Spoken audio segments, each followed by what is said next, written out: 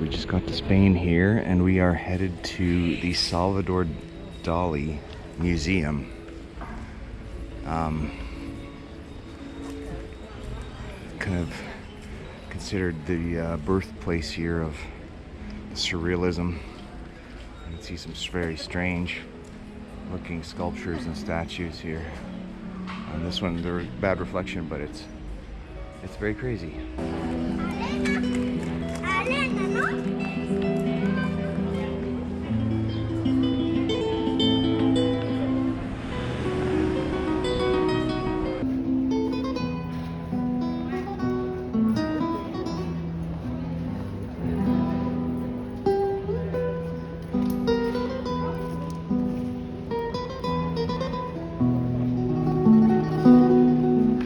Here we are. This is the Dali Museum right here. Right in front of us. So we're going to see some of his works. It is definitely different.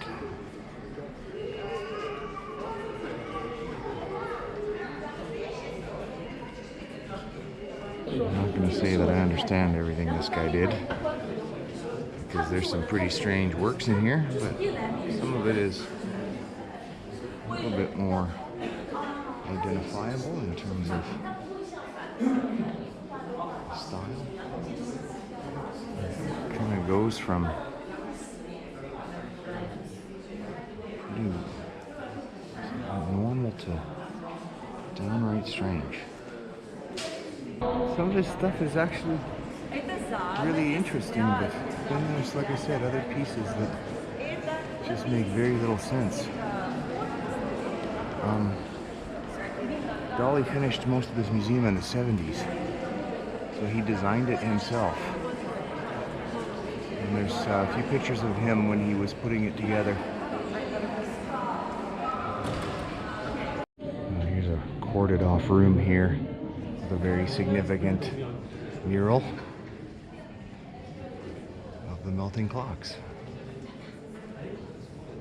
This is a very, very strange place.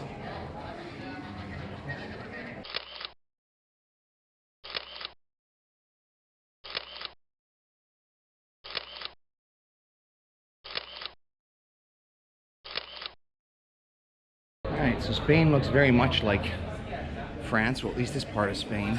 It's because we just crossed the French border. Style of the architecture is pretty much identical, and lots of little cafes, people sitting outside in the cafes. The only thing that's really different is the food that's in the cafes themselves, but other than that, it looks pretty much the same. Started to see tapas, started to see empanadas, started to see calamari, which replaces some of the French food, but really, so far, that's it, at least for this area that's really close to France. And actually, there's still some French food on the menu. You can buy crepes here. First glimpse here at La Segrada Familia in Barcelona.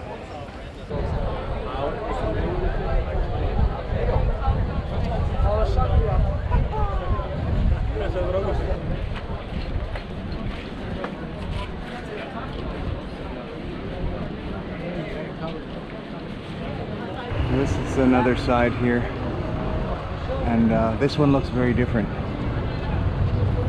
Very different style even, but it's most complete.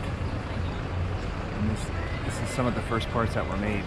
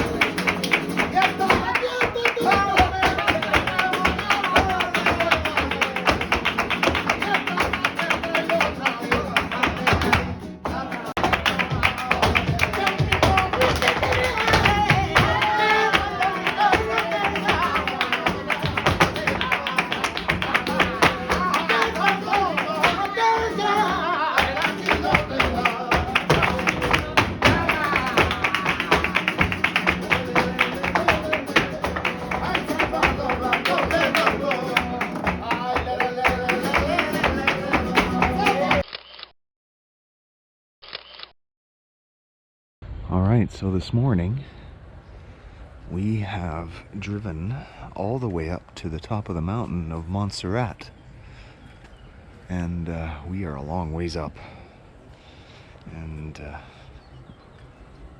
it's hard to see, but we are a long ways. And there's a monastery up here, which is what we're going to go visit. It's an active monastery. It's got 60 monks in it, and what an impressive place. This is the entrance here to the basilica.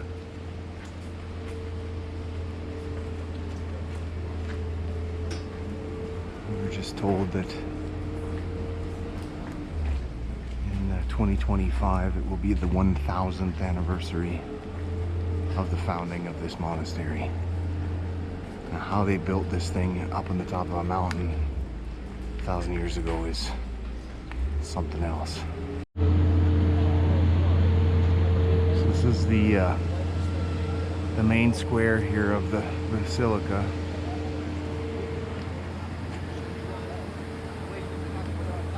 You can see the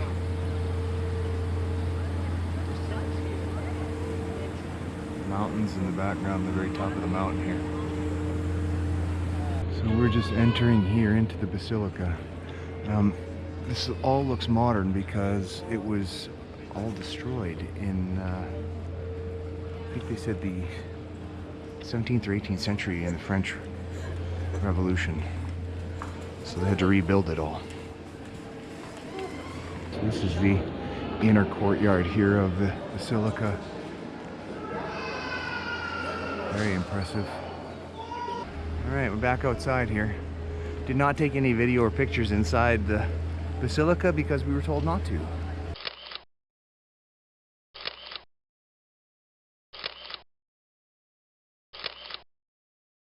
There's the view down to the bottom of the valley here on the way back to Barcelona.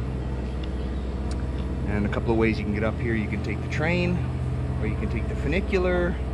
And there's also apparently even a cable car, aerial cable car.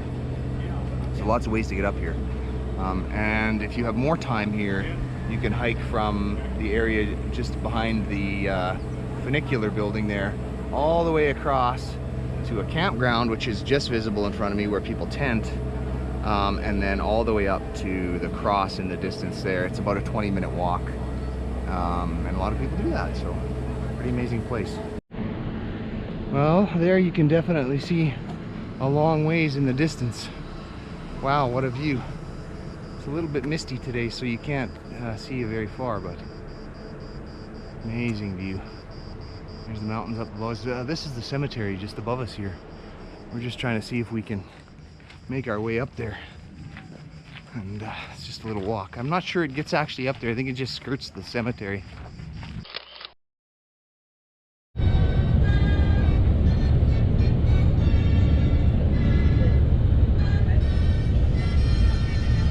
Little central roundabout here.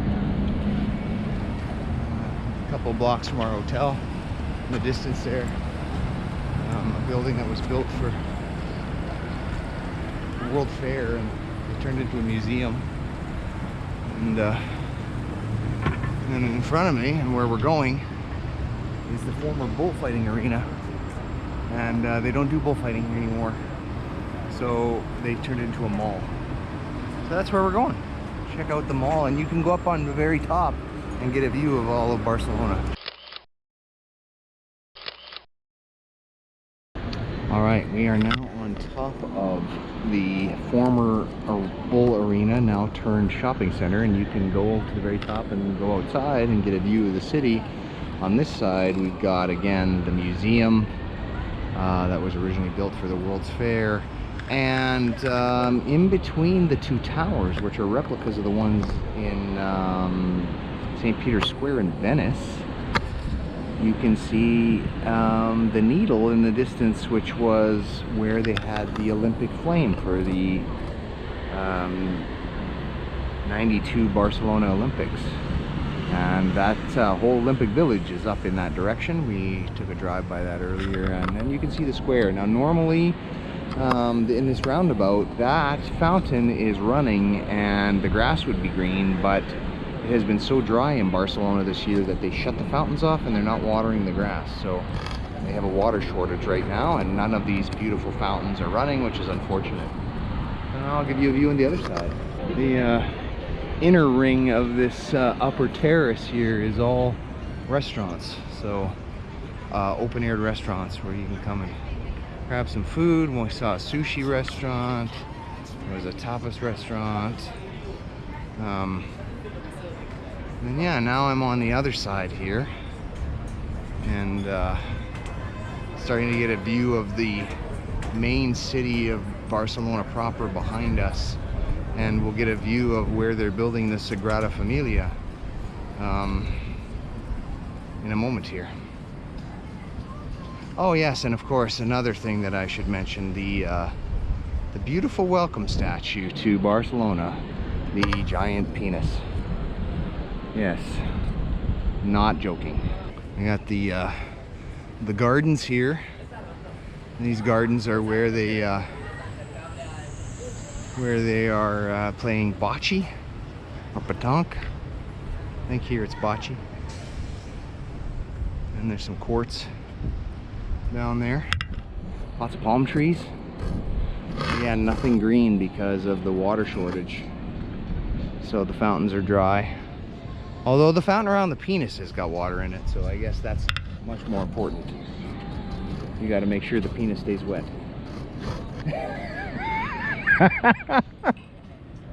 Alright, and then here's the city. The rest of the city off in the distance. And even up on the hills there, we got some cathedrals. And a good part of the valley. It's all spread out in this area in front of the Pyrenees because the city is sandwiched between the ocean and the mountains, and apparently one of the most concentrated cities in the world in terms of population density. And way off in the distance here, just to the left of this pole, is the top of the Segrada Familia, which has the cranes on it there. So being worked on. There it is. Why not get a close-up? There's the mall in the background, which is pretty cool looking, the former bull ring, and then you've got the giant welcome penis.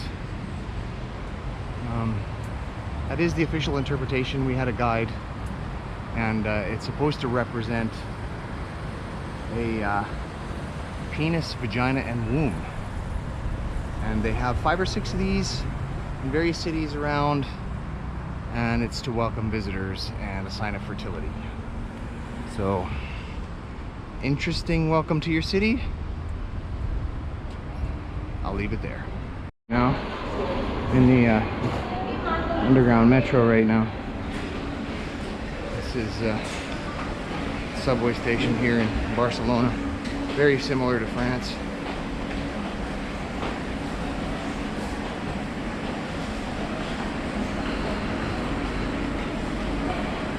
Very easy to get around in these cities with the metro. You just gotta watch for pickpockets. There are definitely a lot of pickpockets. Alright, so here's the exit to the subway. We just came up into the square of Catalonia. And as you can see, very, very busy place. And the square of Catalonia is at the north end of a main street here in Barcelona. I should say Barcelona, called the La Rambla. And the La Rambla is right here. This is the start of La Rambla.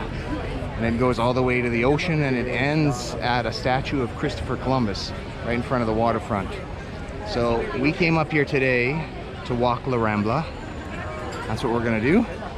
A little different than when we walked in Paris, the Champs-Élysées.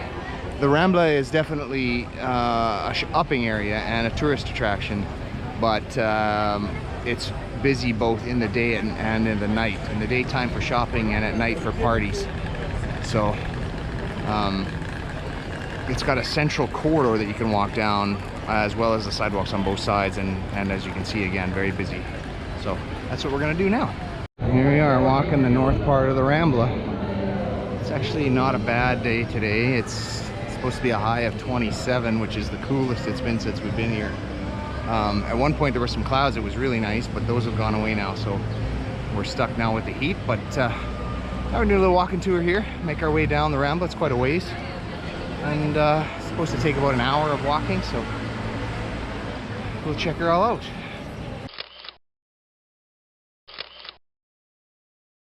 Alright, so we just walked into this little courtyard area here that's been restored, and underneath here, in the bottom of the square, you can see the remains of the original Roman road that ran through this area of Barcelona. And what you're seeing below here are tombs that lined the road. So that brick roadway in the bottom represents what was the original road of Barcelona, built by the Romans, and then it was lined with tombs. That surface also represents the original surface of Barcelona, so you can see how much of the city has been built up above it now. Quite a bit, actually. We're about 10 feet above the original Roman surface, so you can imagine every time they dig here how many Roman ruins and artifacts they have to deal with as archaeologists.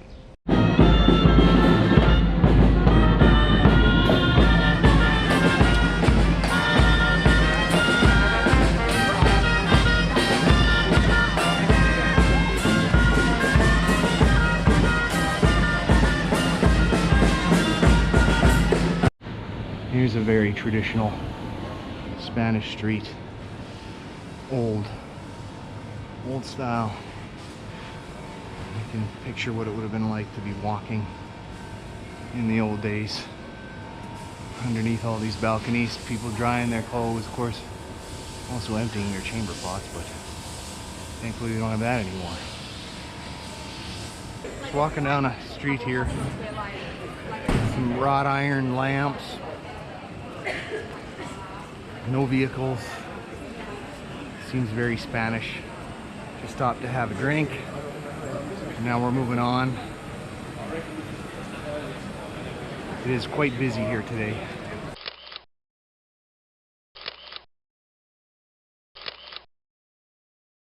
Here is a very beautiful square, just off the left side of the Rambla, with all these nice palm trees in here. Just happens to be Sunday, and apparently on Sunday they have a coin and stamp market, so we're gonna check that out. Yeah, pretty cool. And of course another dry fountain in the middle. All right, so we've reached the end of La Rambla, and the ocean is just in the distance. We're not gonna get that far today because we are going to the ocean the day before we leave. We're gonna go do the beach, but it's just in the distance there. But what ends the Rambla is this giant statue of Christopher Columbus. So it's gonna do it for our excursion down the Rambla. We've stopped and done some shopping, we've had some drinks, and now we're gonna head back to our hotel and check in. So it's a nice day to walk the entire stretch here. Lots of construction you can see going on all over the place. Our understanding is that they're expanding the metro lines here in Barcelona. That's why there's so much construction in this area. So yeah, pretty good. All right, so we are in the final hotel room here of our trip, and we're in a space station apparently. So got our rooms here, designed to look like space pods apparently. And yeah, we got our little galactic toilets and galactic showers, and the entire outside is themed like space, so I'll show some of that later.